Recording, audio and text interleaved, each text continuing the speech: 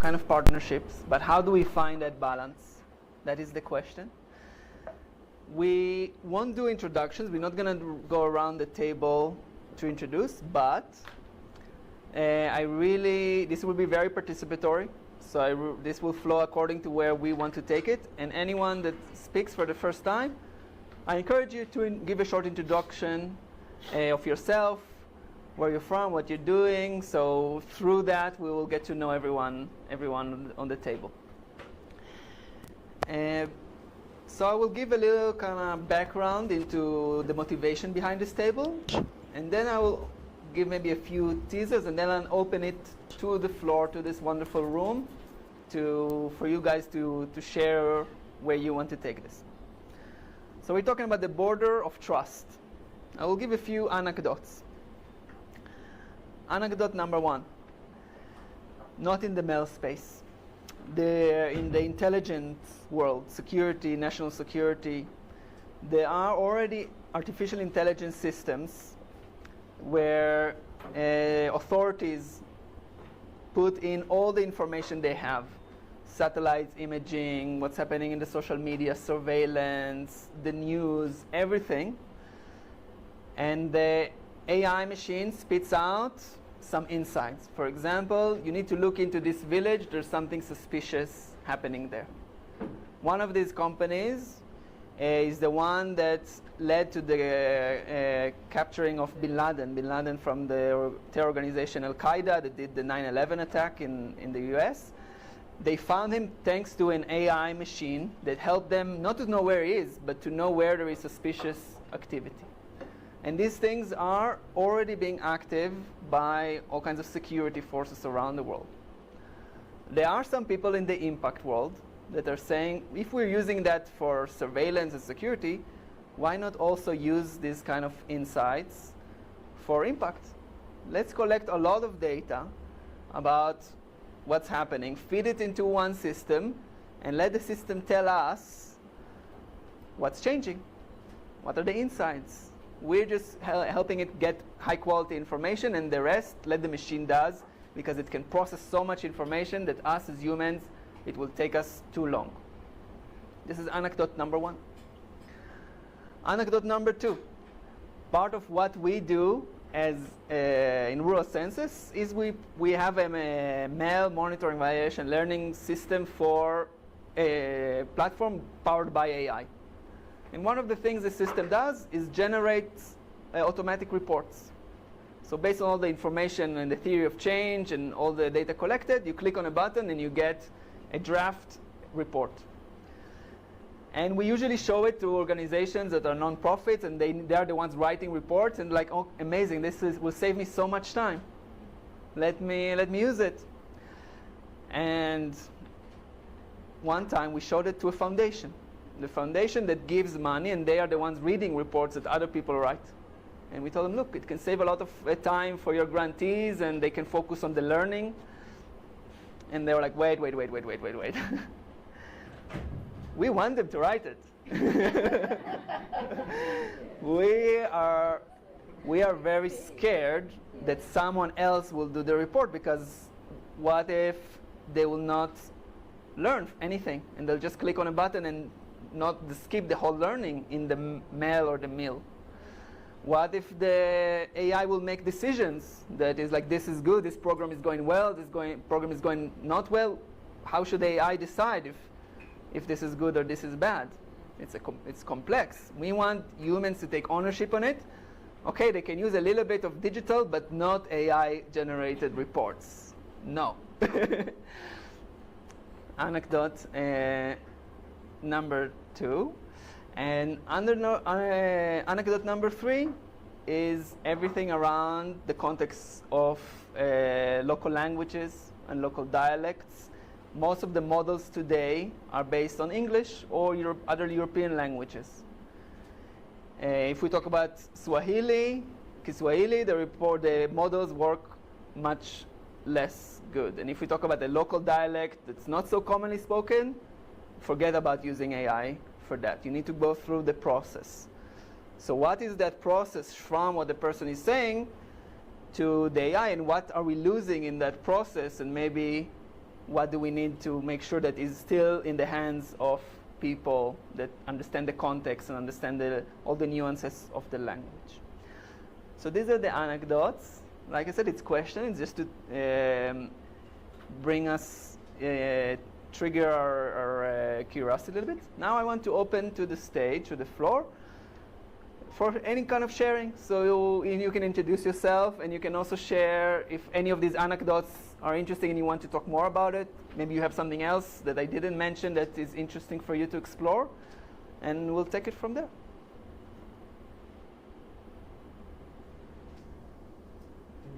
Yes, please, Martin.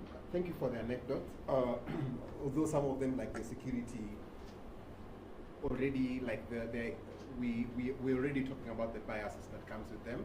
Also in America, most of the cases reported are often black people, and you are feeding the system to predict that. Mm-hmm. That's highly likely that it will only be picking. So there's already, you're embedding bias within the system. Mm-hmm. But to me, where I'm coming from, within the measurement, M&D, these names also change every time. There's strategic information for those of us who have worked in PEPFAR. But the way we look at impact has also evolved, even within our space. I think it was the traditional M&D baseline, endline, and then questions were being asked, is that sufficient enough? And then the question came, how do we ensure that we measure impact as to reach the people who are intended to reach?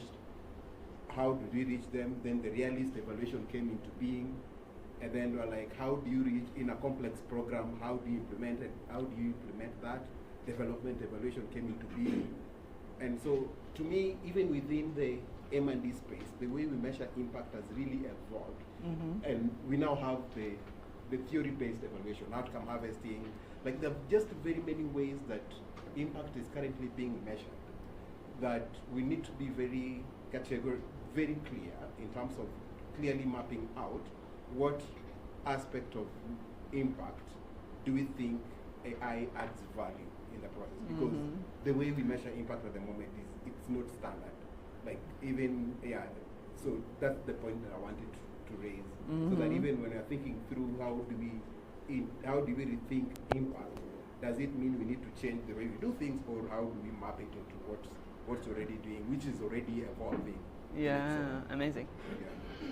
Really, really interesting point. So basically you're touching here something interesting, that even if you put AI aside, this M&E, Mel, Meal, Merle is, and all the letters that will soon to come, I'm sure, is evolving. Things that were true, the best standards 10 years ago, now nobody's looking into them, and new concepts evolve. So how is these two evolutions, two trends coincide? Are they supporting each other? Are they contradicting? Can AI support all these new tools? Thank you so much, Martin. Please. I just want to add to what Mr. Mayor has talked about. My name is Daniel Dipo. Can you speak a bit higher? My name is Daniel Dipo. I live at the Valerie Noble Estate. And mine is the same as what he has said. It's not even about how it's practiced, but how to find impact. I've seen organizations or funders that give you money for 3 months and they want impact. You know, they give you a project that runs for a year and they want impact. Really, are we talking about impact or are we just talking about output level, output? So I think the definitions of those levels of change also need to be agreed upon first before we include AI into it, Thanks. Amazing. Yes, please. You too? Okay, please. Okay, thanks. So the AI discussion, very interesting. So mine is not really to speak to the measuring of impacts and all this, but the question which I throw into this space again is we keep talking about results, and then we bring in the component of adaptability. So as we run any intervention, there is this component of adaptability which we continuously speak very handsomely about. But the question is, to what level should we integrate adaptability? What should we adapt? What should we not adapt? Because adaptability in itself equally informs the learning, it informs the impact, it informs all this.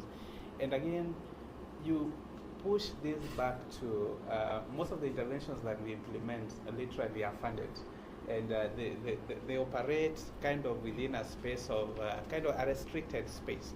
So we keep asking, okay, so adaptability, yes, we talk adaptability, but are we willing, are we able to accommodate the level of adaptability that is expected as we move down to the implementation level? So about what you mentioned on impact, specifically talking about the language variations, at some point we were trying to set up a system, and this was for the Nigerian rule of law, where the lawyers were supposed to now consider using a system that would actually help in fast-tracking the court processes, being that there were quite a bit in terms of backlogs. So the question which we kept asking is, Nigeria, even without bringing in the local languages, the accent itself is a problem for most people. So we were checking, okay, AI is meant to do the transcription, and then at the end of it, we need to have a summary on what informs the judge's kind of decision. What if something which is as basic as hi is translated into or transcribed as a death sentence? How do you resolve that? Because the AI in this case has informed you based on the conversation, the transcriptions, or maybe the analysis that is coming from the process. This particular person is such a big criminal that deserves death sentence. But in real sense, it was just a matter of a bit of a misinterpretation, or the way the mic picked that is not what is projected. So how do we balance this, especially where the matter is a case of life and death? Yeah. So I'll leave it at that, but we'll continue sharing to see how it works. So just before we move on, you mentioned a really buzzword, adaptability. And the gentleman before you talked about definition. So does anyone here want, because it has many definitions, many aspects, does anyone want just to kind of clear out what is adaptability in evaluation? Like how do we even define that?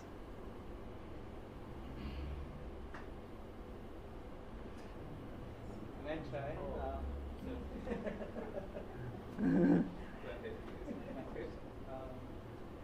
Yeah, I think we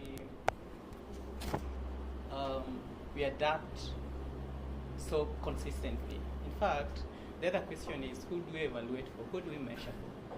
Do we measure for the things we want to achieve, for our theories of change, or for what the funder wants? Right? So you'll find you have an outlined sort of program, and this is what you want to achieve. And then the funding has these conditions that you have to do. Anything you're doing to adjust to that condition is adapting. So I think we always adapt, in my view. Thank you. Thank you, Calvin. Anyone else wants to add to that? Yes, please. I would look at, for me, adapting AI to the traditional math frameworks, and in this case now, the context, the kind of research you're doing, as you're saying, maybe if you're working with Nigerians, or you're working with children, you're working with refugees, how do you now, you're working with women, you're working with different programs, different rural, urban, how do you now integrate AI in this context? Okay, thank you so much. More definitions of adaptability. Thank you. My name is Paul Omoli. I work for Oxfam. I do build another now, adaptability to me is the flexibility to be able to incorporate what you've learned in your practice. So in what you're speaking about now, looking at adaptability is what flexibility do we have and the leeway to incorporate learnings and we have generated either through other ways into helping our work integrate that with our existing systems. So it's the flexibility to adopt new ways of doing things that we've learned. Amazing. More thoughts about what is adaptability? What did you mean when you said that? That's a good one. Thanks for the definition. It really speaks to what I was looking at. The adaptability, what I mean is, as we run through the process, we keep learning. And as we learn, we need to take into consideration the lessons that we picked along the way. Similar, actually, is related to what the definition you're giving. So yes, this is how we set to do X. Along the way, things are not moving the way we thought. So we need to adjust to ensure that it speaks, or we keep a path that really is making sense based on what we are doing. So as we continue, as we move along the way, we should be able to check, okay, so along the way, what exactly is making sense? But now the challenge which props in is the flexibility in terms of how are the funding entities willing, to what level are they flexible to incorporate all these new learnings as we move along the path? Yes, please, at the end. Your name? Thanks. My name is Josephine Ireri. I work with my colleague here for Oxfam Novia. You have a big delegation from Oxfam today. Yeah, we need to be like this. Yes, so I'm a meal specialist. I work for climate justice program. Sorry? I work for a climate justice program. I do meal for climate a justice program. I think I just wanted to put the adaptability question into a kind of a perspective, because I really like practical examples, for example. Please.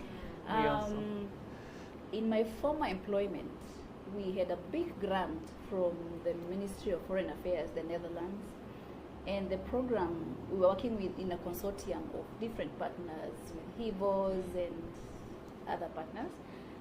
And that program was around enhancing and advancing sexual reproductive health and rights. So this is one of the topics that is very contested in the continent. When you look at Africa, it looks at different gender identities and people's bodily autonomies and all that. And so because it was a multi-country program, and one of the country targets was Uganda. And then some 2 years back, still during the implementation of that program, I think we all know what happened with the policies in Uganda, the anti-rights, movements, especially around the government, came in, and it was a really huge challenge to the program because of the people that had been targeted, the project participants, you know, people that do not identify with any sort of gender, and they have their bodily autonomy. They don't want to be referred as he or she, you know, they want to be called they, yeah? So, and we had this very ambitious program, you know, we were targeting different people. But then in the middle of that conversation, how do we circle back to the theory of change, which talks about LGBTI communities and, you know, gender non-conforming individuals? So it became so difficult because you were working with communities of practice on the ground. It was very impossible to even mention the LGBTQI one. So what do you do? And you have a 5-year funded program, big money, right? So we had to go back to the drawing board and as a consortium decide that we really have to you know, adapt in a way that we are not changing the program goal or outcomes, but we have to do it in you know, in a very neutral manner. That, you know, we are, for example, changing the language framing, for instance, to, you know, just working with program participants and not talking about the LGBTQI plus KWXY, but also incorporating, you know, other government workers, working with local police, and really centering the conversation around human rights, you know, because at the end of the day, that is what we are trying to advance in terms of people's bodily autonomy. So I think what everyone in the room is saying is, what are we learning? What is the context? And we know context is changing. Right now we are living in a world of polycrisis. You know, it's a crazy world. I think we cannot have functioning programs that do not adapt. And this is why we keep pushing with our funding partners to give us flexible programming, because we learn and adapt and pick up those lessons along the way. But then as we adapt, there's also a difference between the lessons we are learning, but also failure. I think in our meal world, we are very afraid of mentioning failure. And sometimes we want to coin things and, you know, call them lessons learned, but some of them are really failures, and we should call them that. And I think the funding world, I think there are some philanthropic organizations that are really keen on document that failure. Give us as it is, you know, and pick lessons as they come. So I think, beautiful. Yeah, that's what I would say. If I may allow, just connecting some of the dots that were here. It's amazing feedback. So we started from talking about adaptability and what it means, adapting to different tools, different ways of thinking, learning. And then we talked about what happens when the planning that we had, the theory of change. A theory of change is eventually a plan or a roadmap. What happens when we are accountable for the funding for some theory of change? We said this is the outcome, this is what we're going to do to create that. What happens if that's changing? That's changing.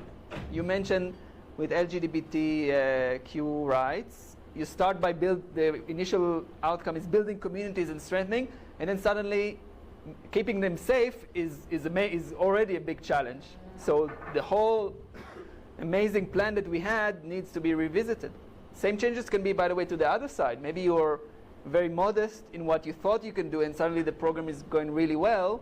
So you can jump a few steps in the theory of change to create even more impact. But what in the current structure and the donor-grantee relationship can support that learning? So this is a really, really interesting point. And then you mentioned about the failure, also part of it. How can we make sure failure is also part of the story? Because the best learning, we know, is from stuff that don't work and from being honest about what doesn't work for us. That's amazing. Does AI do anything with that? Can it? Does it have any intersection with that concept of flexibility, of adaptability of the plan?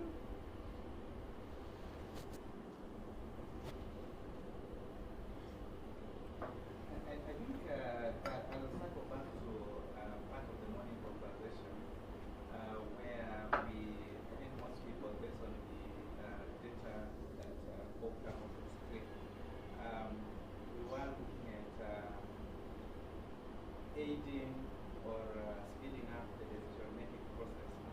So if we are checking whether AI has a role in this, I'll say yes. How? Depends on who is at the back and who is manning the system. For instance, if we look at all these dynamics we're now speaking about, but as much as yes, we want to consider data learning, how fast can it be? Because the timeliness of any information that we get is very critical if we were to make decision about anything. So if it will take a month for me to perhaps process certain data or certain information and make sense out of it, and then inform or maybe guide on the next step to be taken, then perhaps I'm losing on something. So if I bring in the AI and it enables me to do this perhaps within less than a day, less than an hour, then we are able to detect the key issues, key lessons that we need to integrate within the process to move to the next level. Amazing. Really good, interesting. Basically, you're talking about the timeliness. So people on the ground in the field know something is changing, and we know the policy change, and we know that what we hope to achieve is not feasible, or we know it's even more. But how do we shorten the circle between the evidence are there to us being able to change the theory of change, giving good enough explanation to the donor or whatever that's reporting that we are changing it and this is why, and to do all that fast. Really good point. Yes, at the back there. All right, thank you. My name is Wycliffe. I work for Light for the World. Hi, Wycliffe. It's a stability institution NGO. So, trying to go back on what we are just discussing about in terms of who should take lead, in terms of the thinking about the impact evaluations. I think what comes in mind first and foremost is, before even I talk about impact evaluation, I think the first thing is about my design. About what? My design, in terms of methodology, which design am I going My to design, approach? yeah. So for example, am I using the experimental methods? Am I applying the non-experimental methods? Then that also now takes you further to look at your data in terms of the quantitative, if I put it in a simpler language, and the qualitative aspects. So I think one of the things we have experienced over time, data that is, for example, more quantitative, I think for me it's very easy to play with artificial intelligence because machine learning comes in very quickly, and then it's very easy for you to really bring a huge chunk of data and make a decision out of within a very short period of time. But again, the human-centered approach is very critical when you go to the other side of qualitative. Then now, and I think now that is where we want to do a blend. How do you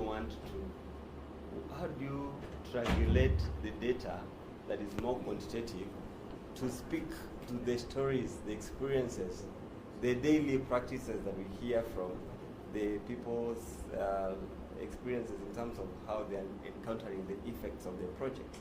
So I think those are some of the things which we also really need to think about. But I think whichever way, AI is very critical, is applicable at each and every point of impact evaluation. But I think the key question is the how, the where, the approach. The little details, the devil is in the really what details. really matters, yes. Beautiful.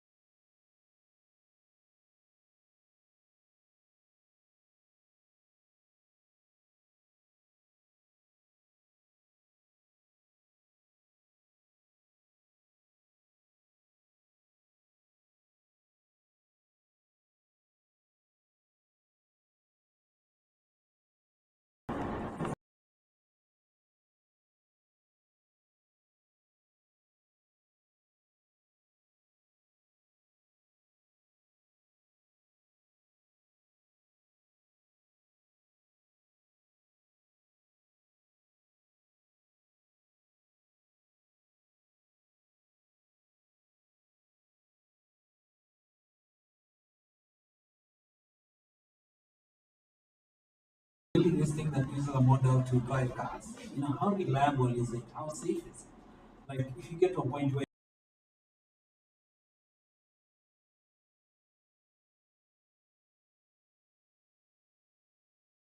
throw it out there, if it's making a decision on someone's healthcare, all of a sudden that has a completely different impact from asking a model to decide the recipe of food to eat, right? You see all of a sudden the dynamics change.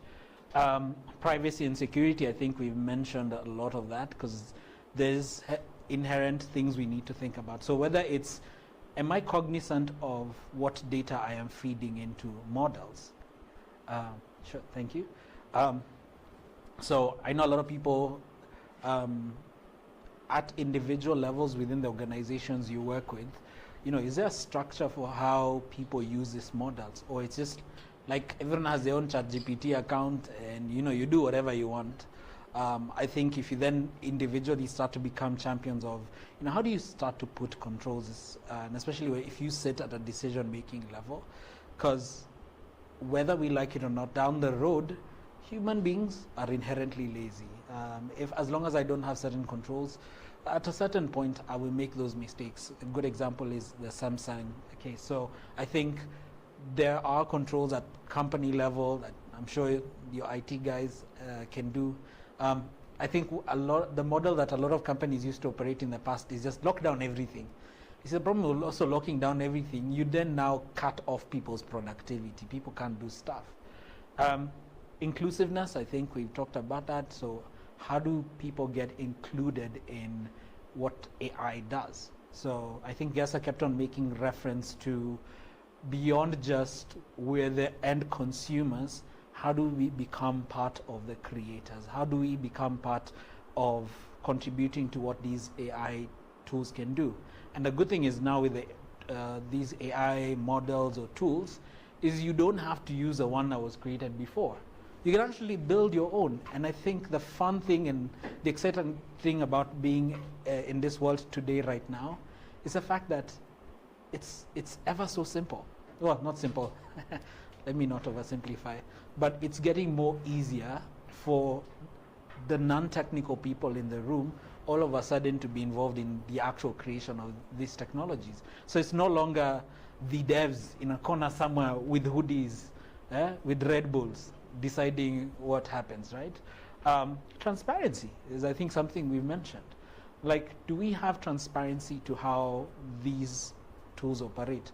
Whether you're the consumer, and I think if you start to use a lot of these models out there, those companies are making deliberate efforts to give you more transparency about the logic. So I use code generation tools a lot, and sometimes when you ask it questions, it'll actually walk you through just the same way I would explain to you my logical thinking. And I think it's little things that can help the transparency, but also sometimes it's just the curiosity. Like, can I go learn about how this thing works so that I don't end up using it? And so, like, fundamentally I tell people, ChatGPT will almost always give you wrong answers. I'm sure, have you ever experienced somebody sending you an email with that placeholder bracket in the middle of an email, right? In fact, let me tell you how fun it becomes. There was a point I was doing a lot of recruitment, and you'd have people who would literally take your job description, take the CV, throw it into ChatGPT and say, write for me a cover letter. And then the cover letter has now references to things that are completely off track. Let me give a practical example. So in my company, I had one of the employees, I'd asked them to write an SOP for how to do motor vehicle assessment. The guy was just lazy. He's like, Somet is disturbing me. ChatGPT, write an SOP, blah, blah, blah, blah. Now, of course, because he didn't even bother editing, just took the thing, put in a document and sent it to me. ChatGPT spit in roles that did not exist in our company and the section for roles and responsibility. And because he wasn't paying attention, when I asked him, okay, so this role, who is this in this company? I have no idea. This role does not exist. And stuff like that will happen, right? Accountability, right? Which is a conversation we started earlier. Who do you hold accountable in whatever these spaces in AI, the decisions it makes? So I'd love to hear from the room, your experiences, concerns, pain points. I will take insults outside. Anyone? All right. So, if not, maybe let me see.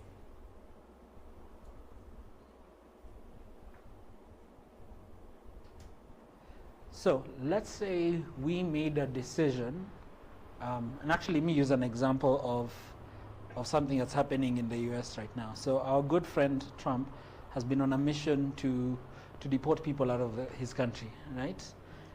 If he had an AI model that would help him decide who stays and who goes, how many things do you guys think can go wrong? And I'd love to hear from the room. He's using, let's say, ChatGPT 4 to make that decision. What could go wrong?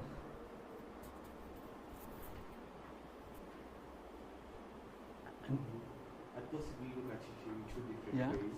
Everything could possibly go wrong, and everything could possibly go correct. It all depends on who creates the model. If the model is created by an end user, perhaps like a black person or something, they would make it more like humane to be more inclusive.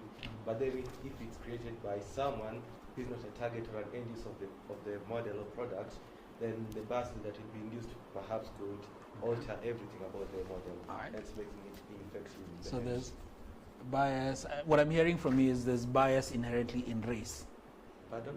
There's bias in racial profiling, right? Yes. That could go easily wrong simply by the mere fact of who was involved in creating the model. Yes. What else?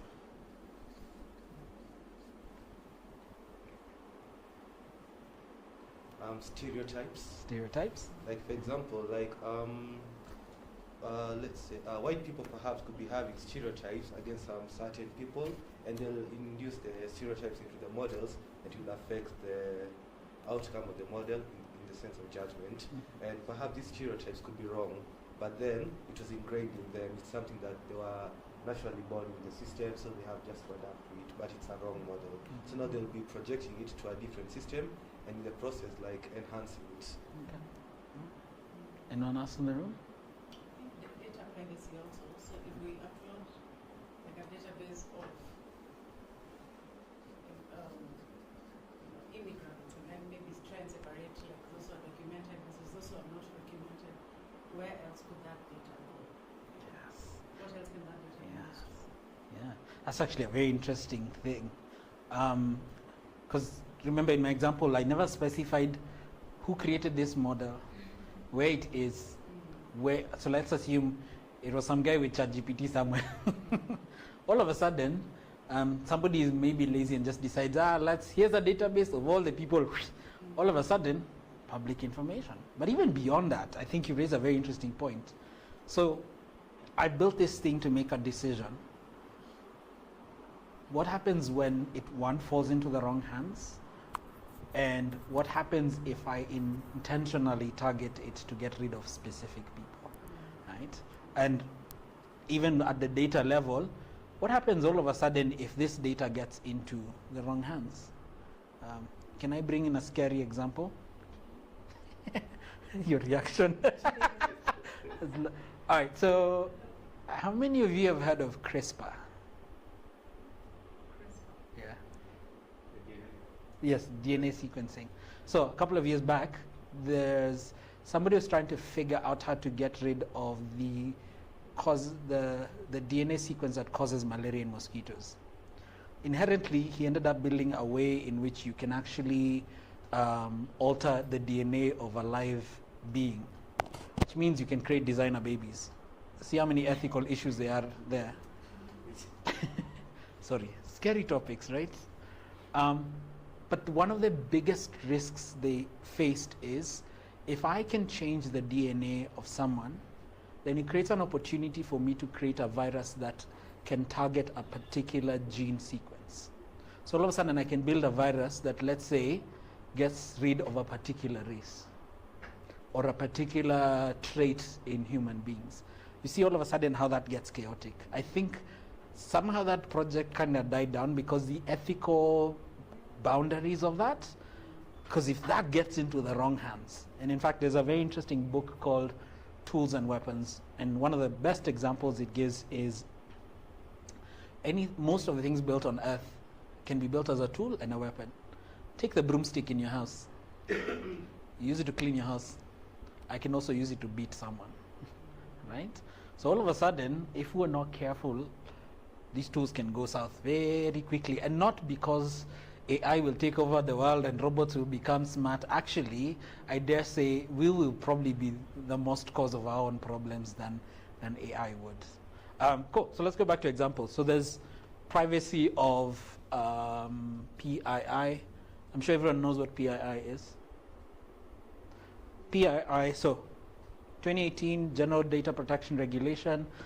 Actually, that regulation existed a while back. It was just what they did is they redefined what PII is. PII is personal identifiable information. So in Europe, for the longest time, personal identifiable information was just your name, maybe phone number and address.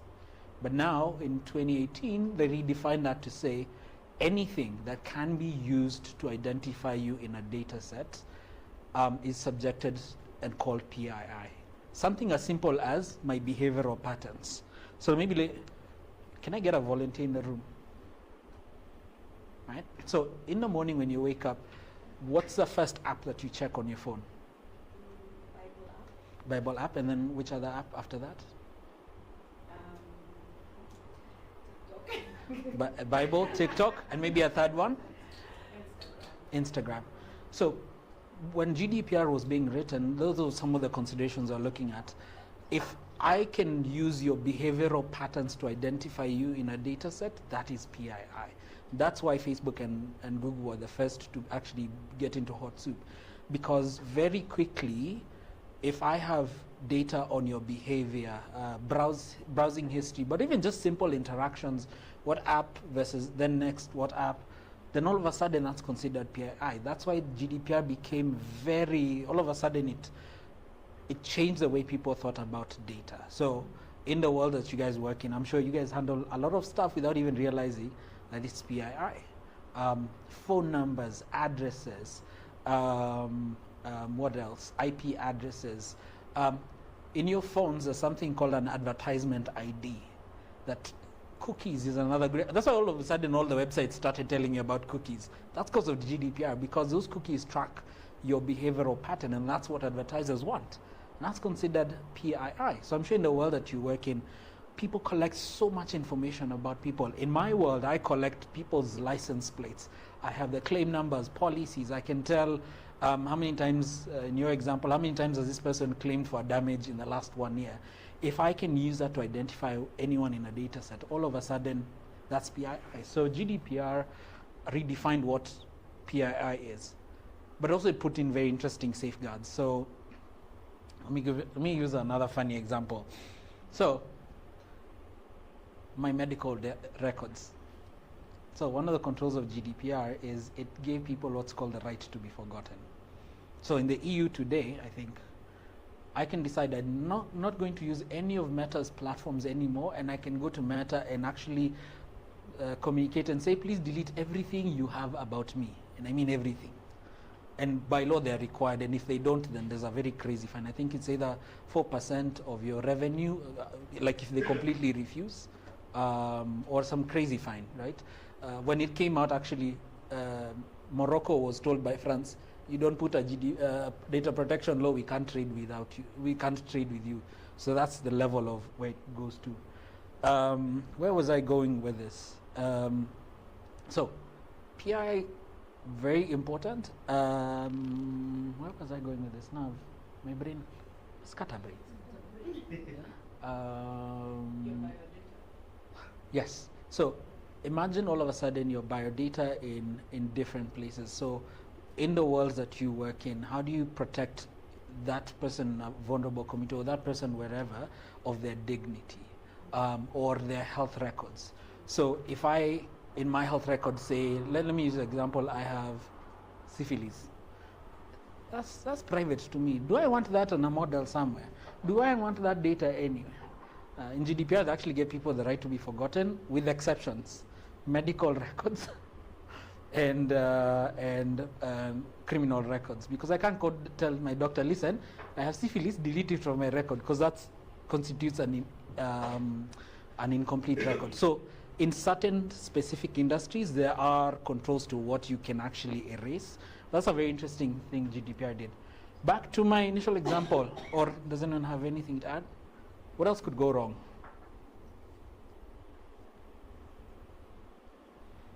Privacy of data, you've uploaded the thing on the model, I think we talked about that.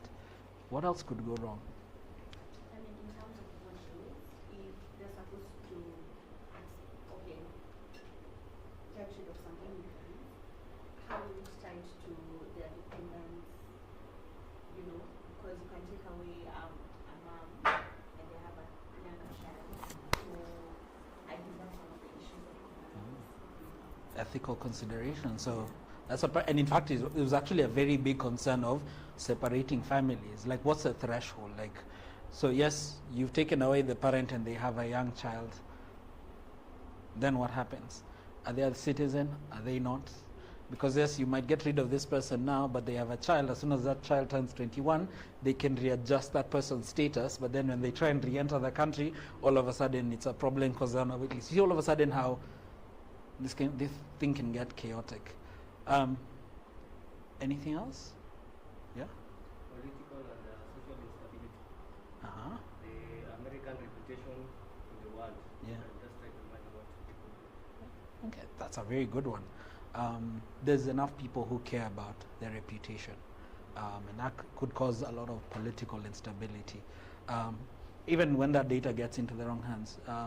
Sorry, my examples might be a bit on the tech side, but I think they can relate down.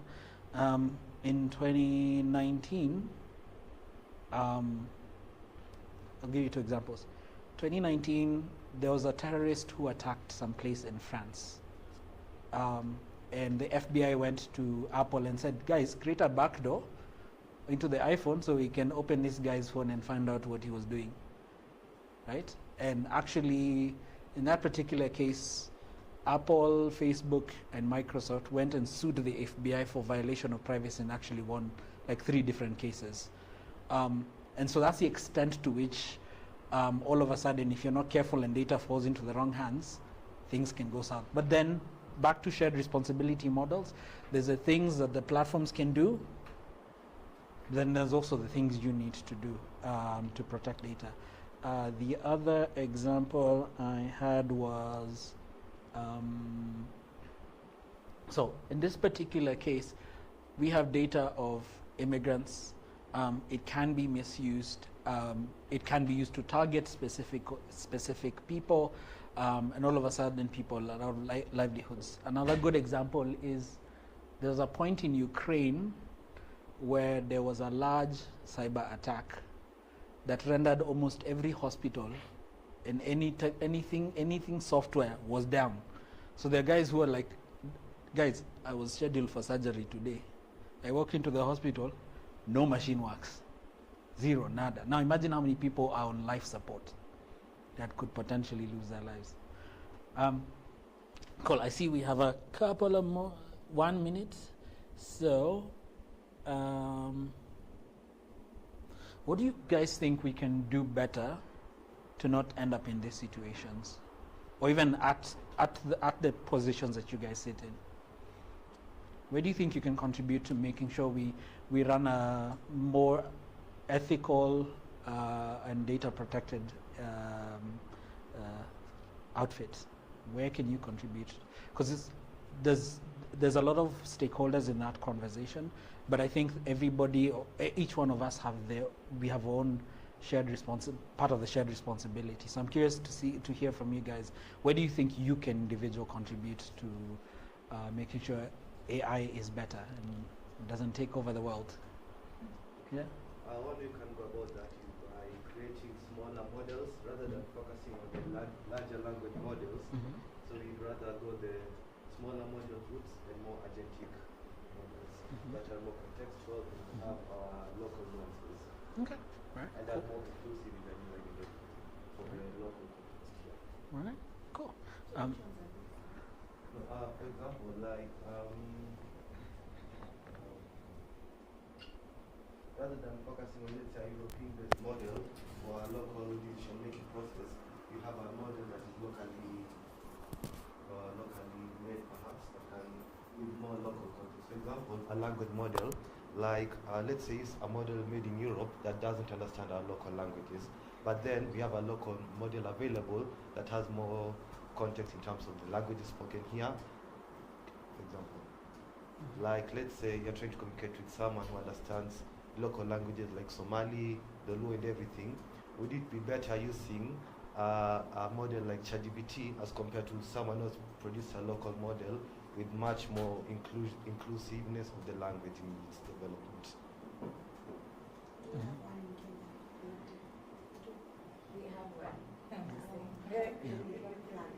So here's the beauty about this technology. So we don't have to wait for, your large organizations to do this. You can do this at your own individual context. So I'll give you a good example. So rather than I use ChatGPT, I could either build my own model or take an existing model, run it on my own computer, and add a lot more context so that I'm also not feeding back into a commercially available model.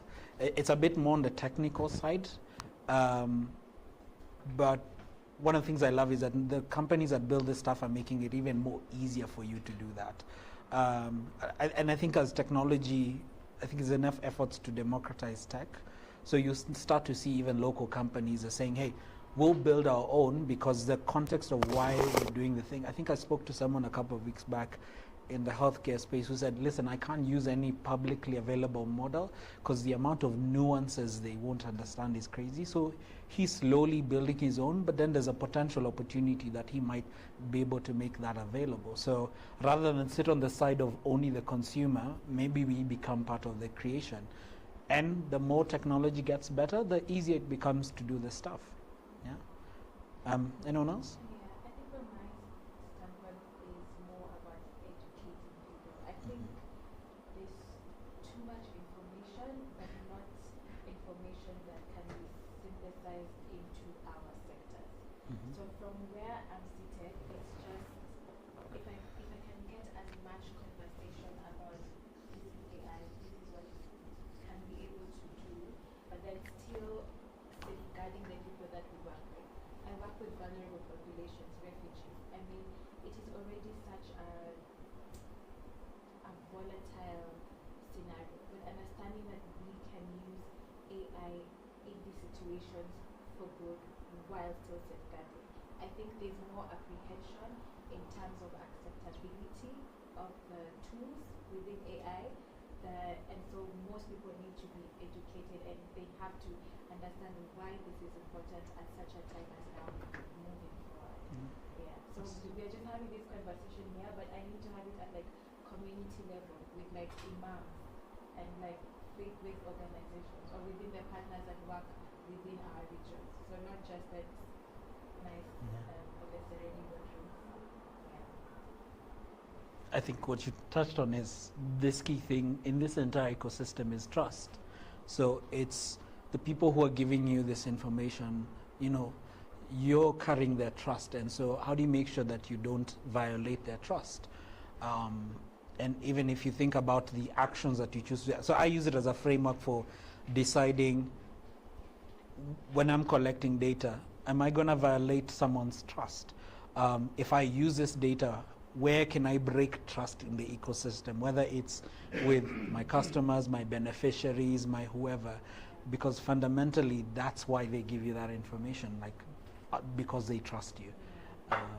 There's a study done, we did a study, but we found out that around 90% of researchers who conduct research at camp-based refugees, only 2% go back to tell them what they found out from that research. So even with us using AI, we have an ethical responsibility to go back and find out that this is how you are okay with us using AI avatars. We told you about AI avatars, and this is what that feedback looks like within the community. So it's not just mining information from them, but also giving them access to the information that we have, received. received or collected. And funny enough, that's the premise of GDPR. It's to say, how do you give that ownership of the data back to the person who created the data? Because then you have to understand who's the owner of the data, who's a processor, and fundamentally that's what even our data protection law in Kenya is based on. I see we are out of time and I'm sitting in between your lunch. Last piece of question, feedback, complaints. I will take insults outside. I think what you had said earlier on frameworks. So just in the context of, I'd say, any African country, working with government specifically, they like structure. And I've also come, I realize I should have worked in government. I'm also like, I like structure, I like things that are too open. So I think what we can, just as people in the room or in this space, is, start with the basics. I keep saying, like, governments, they have those two, when you go to any website, they have frameworks, and they have now a plan to implement the framework. I love those things because they work, and they've worked for years in African countries. And I think with AI, the same thing. So if it's like healthcare and insurance, let there be a very, it sounds very like Joakali, let there be a framework, a time stable, like we were told earlier. Then let's work with that in that kind of tech space, and then I'll proceed now to other areas. I think if we are too ambitious to catch up with the world and not understand our own context, we'll miss out, like, again, what she's saying around localizing, and also what he said, localizing it into, so I think frameworks, let's not run too fast in this space. All right, any else before we close? If not, yeah, sure. Can we plug ourselves? Yeah, sure, by all means. Yeah, so just to appreciate the conversation and also just share a bit more about Kenya. We are having a summit in May. It will focus on conversational intelligence.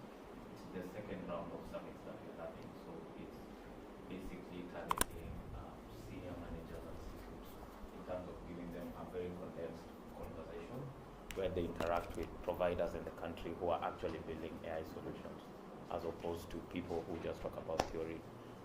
The other thing, we also offer training, bespoke training, so it's very good that he mentioned prompt engineering, so we should be rolling out some general prompt engineering courses for the public, but we also offer bespoke trainings for internal organizations. So for us, we are committed to helping in terms of capacity building and also innovations. So last week we had a very successful hackathon on using generative AI to build scientific discovery tools. So across your organizations, there are many problems that you have from an innovation standpoint that we can leverage the community of brilliant Kenyans we have, whether it's researchers to software engineers, to build solutions that your organization can own and take your business to the next level. So looking forward to connect over lunch and also share more now. Will that be advertised, or how will people know about it? Yes, so you can just follow us on LinkedIn. LinkedIn and Twitter, those are the main channels. We always share our announcements. Yeah. But can also just collect emails during lunch and then send out the invites to you once they're out. Cool. Yeah. Sorry, I came in late. Let me begin the introductions. My name is Keith. I'm an event planner and creative by night. And there was an interesting conversation we had downstairs before we broke around creating works of music using AI. And I'm interested to find out your thoughts when it comes to the ethics around that sort of creativity. We are so globally connected in terms of how quickly technology is transforming things all over the world, but we are so far apart when it comes to policy. So if you look at America, which is global leader when it comes to this kind of policies, ASCAP, which is the Association of Copywriters, Authors and Publishers, recently put together a policy that says for them they consider human creativity first before AI when it comes to the subject of creating music or works of creativity through AI. They consider human first. and the US Copyright Office, equivalent here is Kekobo, agreed with ASCAP and said yes, they will always consider human first. What I mean by we are miles apart is here, our Kekobo and our MCSK are busy fighting about paying royalties to artists, and are too far behind to even start to think about what copyright means for creatives using AI. And I've met music producers who are really good at their craft, who are now using AI to make their work easier. And the conversation is so crazy. One of these top producers is saying he can create 36 songs in a night and churn out 6 albums or 12 albums that he has personally created and he owns. And then the conversation became around how will the audience be able to tell what is real music and what is not, and what is real anymore. Is there an actual musician behind this piece of work or not? So my question or my thought process is just around what can we do as people in this space, both in creative and in AI, to ensure that we are in those rooms for those conversations to happen at MCSK, at Kekobo, around the creative space, to ensure that there are regulations or policies around what a human has created, what AI has created, what is real, what is not, and what somebody can monetize off of. I mean, I can try. So, in the healthcare world, I think there was somebody in healthcare here. There's something called the Hippocratic Oath that governs how medical practitioners operate. I think the first principle is we shall do no harm. I think there's another one around data protection, like I think it's called patient-doctor confidentiality.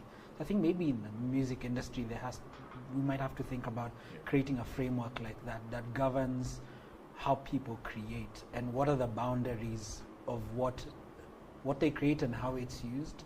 Because there's the AI side of one making productivity faster, but then now when you get into the depths of intellectual property and what you've created, then what are the boundaries of who owns what and when, where?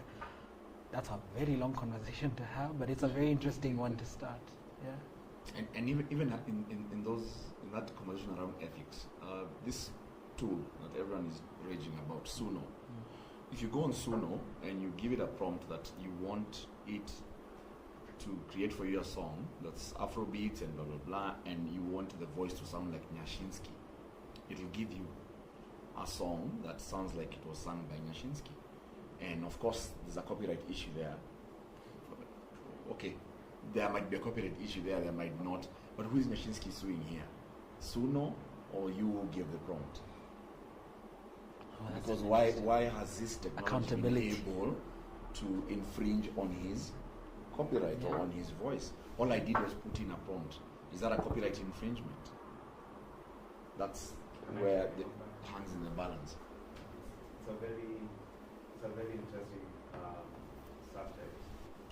What I always see is, by the end of the day, the person providing the software has already protected themselves. They've given out disclaimers on copyright and everything. So in this particular case, yes, Nyashinsky has put out the music, but Nyashinsky would also need to prove that he didn't copy his singing style from someone else. So it would be very easy to prove that this, whatever the AI has created, does not exactly sound like Nyashinsky. So you can't sue it. It wants to sound like him. So if you take Nyashinsky's song and you put it in a database of, let's say, 1 million songs, you'll find so many songs where the beats are the same, the lyrical style are the same, and the even voice chord tone sequences and note sequences is the same. So it's a very easy case to get out of. So what we are saying is we are getting to a stage where skills and knowledge are being democratized. So we'll start having an oversupply of music, an oversupply of movies. So at the end of the day, the person who can make the best, the person who can speak to the soul, is the one that wins. So Nyashinsky would be wasting his time suing someone for creating music that sounds like it, because